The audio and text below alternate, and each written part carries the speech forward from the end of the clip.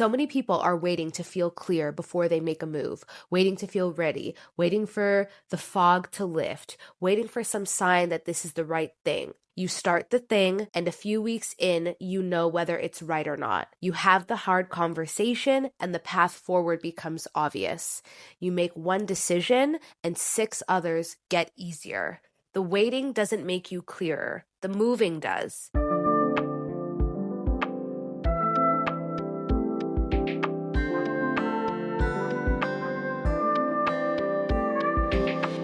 Good morning, and welcome back to the Sage Sorority. How are we all doing, guys? I hope you've had an amazing week. I have had the busiest 2 weeks. I feel like I always say that, but this month in particularly, like I mentioned last week, will be very busy for me. I'm back from DC. I am headed to Cannes Lion this week. So it's just going to be a busy few days. I went to an Adobe Cannes 529 creator event last night, which was really cool. Just bringing creators together for those that are Cannes interested or people that are going to Cannes Lion. So there's so much pre-prep to Cannes Lion, which is crazy. Like, you think you're just going to the conference and you'll sort things out when you get there, but there's actually so much prep that leads up to it, which I feel like people don't really tell you when you are attending. But if you're going solo or you are, going with one brand, but you want to experience other things, there's actually so much prep leading up to it. But anyways, I will do a full debrief on Cannes Lion and my thoughts and experiences when I get back. But as you can tell by today's title, this is about things I keep observing, keep circling back to, keep saying out loud to whomever will listen to me. So I figured let's put it somewhere official, aka the Sage Sorority. These are 8 observations that I have noticed in my 30s. These are not like lessons from a chapter in my life per se, but it's just things that I've noticed and are still watching in real time in the world and women around me, also in myself. As always, take what resonates, leave what doesn't. I'm just a babe with a microphone and a lot of opinions, so, it is what it is. By the way, if you're new here, welcome. My name is Shantel. This is the Sage Sorority. I'm your founder and host. The Sage Sorority is a podcast and platform for women in their 30s and 40s, where the only dues are your ears, never your dignity. We talk about friendship, identity, ambition, dating, and modern womanhood for women who are building a life and thinking hard and critically about it as they do.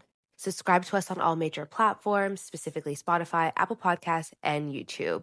Enough of an intro, let's get into it. Observation number 1, and this one is very important to me: luck matters more than people want to admit. And you can also say more than successful people want to admit. This is something that took me a long time to figure out, and when I did, things really clicked into place for me. I want to be open here because it is probably a very uncomfortable thing to hear, and I'd rather just kind of get it out of the way quickly, but we have this cultural obsession with crediting everything to effort, hard work, strategy, mindset, etc., etc. And all of those things do matter and they are real. But once you've lived long enough and you've been in enough rooms and you've seen enough careers and you've seen enough situations play out up close, you know that luck is not only real, it is a significant variable. Being born in the right country, having parents who happen to know the right person, being born by quote unquote the right parents, getting a shot because someone saw your work on the right day, someone answered your email, someone liked your smile. Timing. There's even a book by a Cornell economist called Robert Frank, and it's called Success and Luck. I've added it to my list. It's called Success and Luck, Good Fortune, and the Myth of Meritocracy. And his whole premise is that social scientists have found chance plays a far bigger role in important life outcomes than most of us imagine, and that the people who benefit from luck the most are usually the least likely to name it. And I want to put a pin in this because when it comes to social media and content creation as a career, luck has a lot to do with it. No, just because something has a lot to do with something doesn't mean that nothing else matters, but luck has a lot to do with it. And I actually saw a video the other day on TikTok. I think her name is Eloise. She is a Black, I think, mixed race creator, and I think she's in Paris, but she's originally American. Can't remember. It came on my For You page, and she was talking about, things I wish I knew when I was starting my career or something to that effect. And the first thing she said was, there's a lot of luck. And it's true. Like, there's a lot of luck. You can go viral for the right thing. You could go viral for the wrong thing. You can hop on a trend that seems to take you into another stratosphere. And yes, there is something to be said about showing up. Of course, I can't pull content out of you. You have to buy a ticket to win the game. But just know that there's an element of luck to that ticket winning the game for you, if that makes sense. And I think it tracks with everything I've seen. And maybe because I've been in the content space for a while and it is more of a wild, wild west than your typical corporate straight line career. But I don't think it makes you a bad person. I don't think it makes you undeserving. I don't think it makes you unworthy. None of those things. It just makes you human. It is not something that you are outside of. Luck is not something that operates outside of you.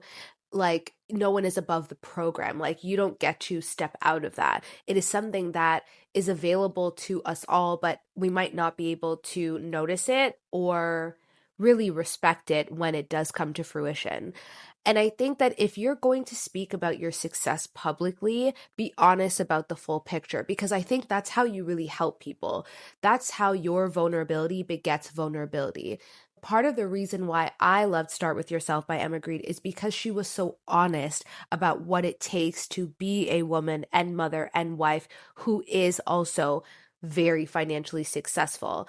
And that's what I mean. Like, be honest. Luck is also a part of that. Somebody is listening who has worked just as hard and hasn't gotten there yet, and they deserve better than a story that's been edited out entirely by your lucky moments and your lucky breaks. And yes, you do have them. Observation number 2, success and money solve problems, but they create new ones.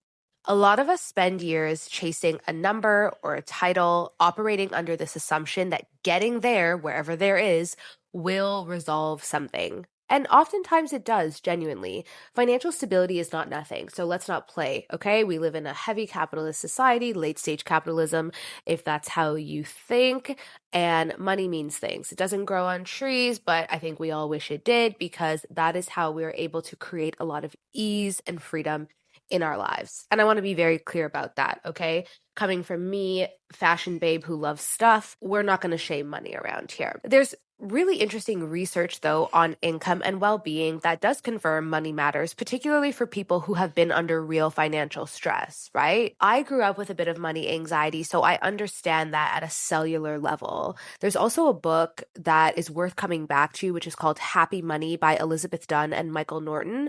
They're two academics who study the psychology of spending, and what they found is that obviously beyond a certain point, it's really less about how much you have and more about what you actually do with it. Experiences over things, time over accumulation. This is something I'm very big. I have no problem spending money to save my time. I think this is something that a lot of people don't understand. I think also a lot of women, and I don't know how to make you guys get it, but I'm telling you, spending money to save your time, the ROI is off the charts. Off the charts. But what nobody really prepares you, though, for is that every level brings its own complications. I don't know if you guys have ever heard the saying, new levels equals new devils. New social dynamics, new questions about who's in your orbit and why, new versions of yourself that you haven't figured out yet. I'm not saying don't pursue money at all. I would never say that, especially to women.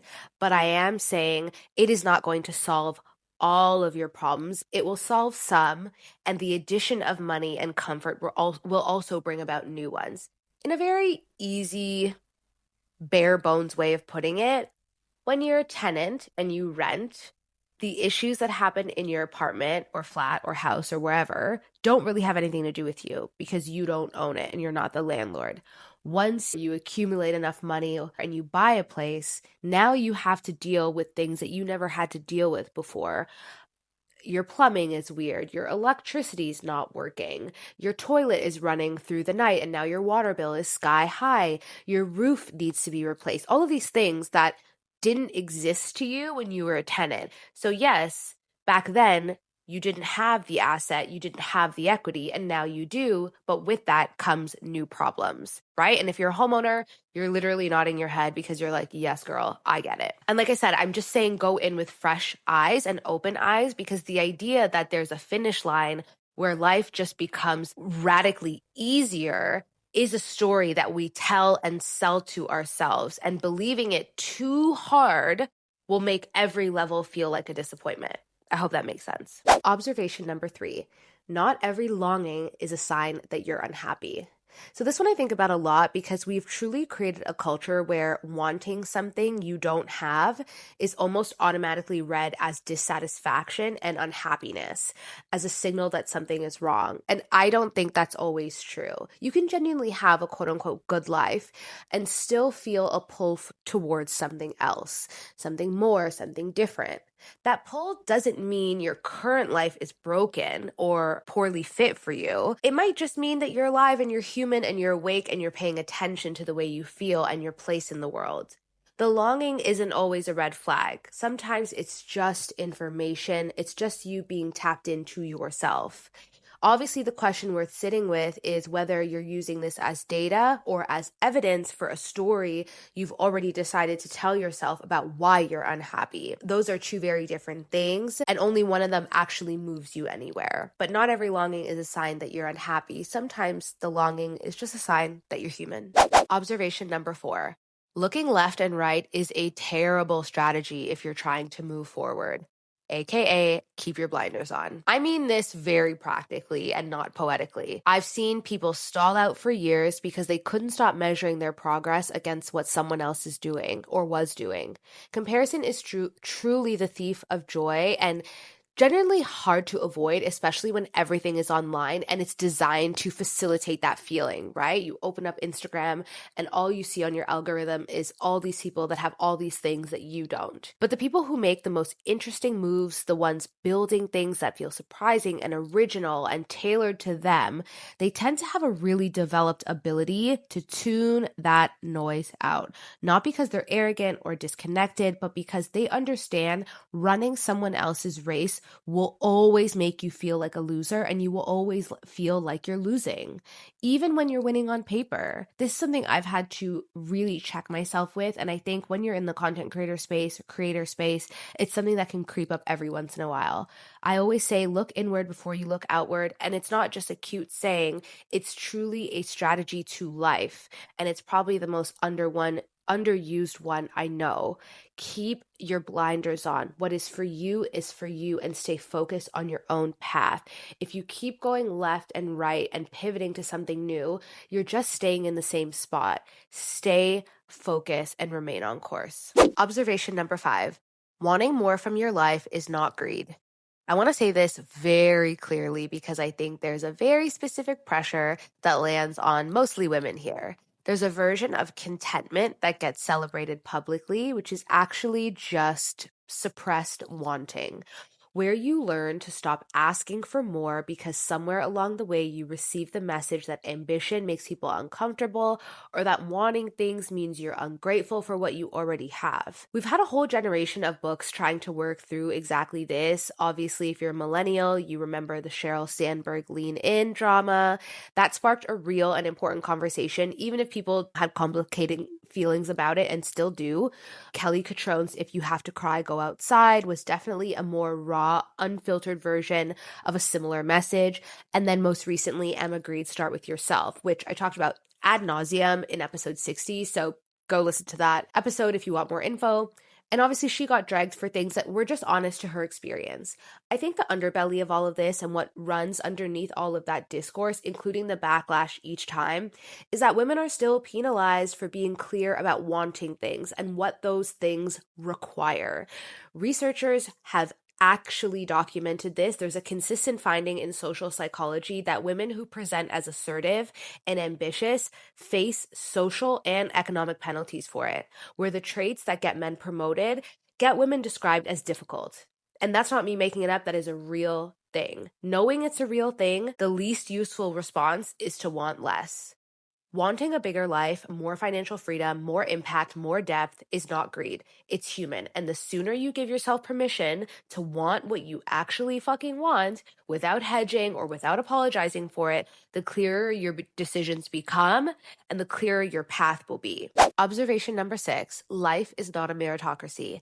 Be a good person if you want, Just don't expect to be rewarded for it. So sorry. I know that this sounds harsh, but I think it's genuinely freeing once it actually lands.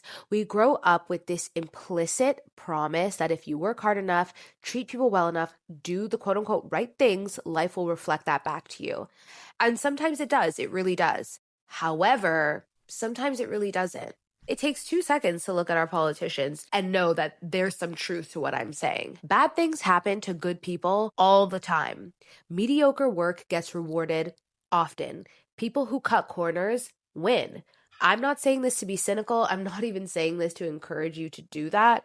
I'm just saying it because I think confusing quote unquote goodness with protection sets you up for a very specific kind of bitterness when life does not follow that script. Be a good person because that's the kind of person you want to be, because you can sleep at night, because it's how you want to move through the world and how you want to maybe influence your children or your family or your friends or your community. Just don't build your entire risk model on the assumption that virtue guarantees anything in this world, because nobody is above the program. And knowing that, I think, is very powerful, especially for women in our day and age. Observation number 7. You guys, the obsession with haters and evil eye is truly getting out of hand. Okay, don't come for me, especially if you're religious, but it just needs to be said. There is a version of spiritual practice and self-protection that is healthy and grounded and real, and I have the utmost respect for that. There is also an entirely separate thing happening right now where every setback gets attributed to someone wishing you ill. Women are pregnant and they're hiding it, and I'm not talking about the 3 months, I'm talking about the entire pregnancy, where people are doing cord-cutting rituals before a job interview and spending real energy trying to identify which friend is sending bad energy their way, or what soul ties is preventing them from finding their husband. At some point, we have to be so for real. When did we stop looking inward and looking towards ourselves? Because the actual work, the uncomfortable, inconvenient work, is asking the harder questions about what's really going on with you. What did you do or not do? What pattern are you repeating? What are you avoiding? Externalizing all of that keeps you from ever having to answer any of it and being truly accountable to yourself. You guys know I'm not anti-spirituality at all. I'm very woo. I believe in all the things. But there's a meaningful difference between grounding yourself and spending your good quality energy auditing people around you, even people you might not even really know, for bad intentions. It's not moving you forward and it's keeping you stuck. And finally, observation number 8. Clarity comes from momentum, not the other way around. I say this all the time. You guys love it. I love it even more. And I'm ending this here because it is the most practically useful thing on this list. And it's the one I genuinely wish I had 15 years ago. So many people are waiting to feel clear before they make a move, waiting to feel ready, waiting for the fog to lift, waiting for some sign that this is the right thing. And I understand the impulse completely. But in my experience and in watching women around me and in evaluating myself, clarity is rarely something that comes to you before you act. It shows up in the middle of you doing, even if what you're doing is quote unquote the wrong thing. There is a line that I keep coming back to by Herminia Ibarra, a professor at London Business School, who wrote the book called Act Like a Leader, Think Like a Leader. And she puts it very plainly. In times of transition and uncertainty, thinking and introspection should follow action and experimentation, not precede it. You start the thing, and a few weeks in, you know whether it's right or not. You have the hard conversation, and the path forward becomes obvious. You make one decision, and 6 others get easier. The waiting doesn't make you clearer. The moving does. If you've been sitting with decision for longer than feels comfortable, it's truly worth asking yourself whether you're waiting for clarity or whether you're just waiting. And truthfully, if that landed for you at all, that's exactly what my girl chat sessions are for. One conversation can be enough to get you moving, or we can do a pack of 3 if you need a little bit more intensive help. The link, as always, is in the bio. Okay, guys, that's it. That's my 8 observations. There's definitely more where that came from. So if you would want a part 2 to this episode, let me know. These are just some things that I've been sitting with lately. I want to know which one really landed for you guys today and which one you needed to hear. DM me the number 1 through 8, or if there was one you vehemently disagree with, let me know. I'm very curious. You can find me at Shantel Russo on Instagram and TikTok. The show is at the Sage Sorority on all platforms as well. Don't forget to subscribe on Spotify, Apple Podcasts, and YouTube if you haven't already, and leave us a 5-star review because I'm a 5-star chick. Share this one with a friend, and I will talk to you guys next week. Bye.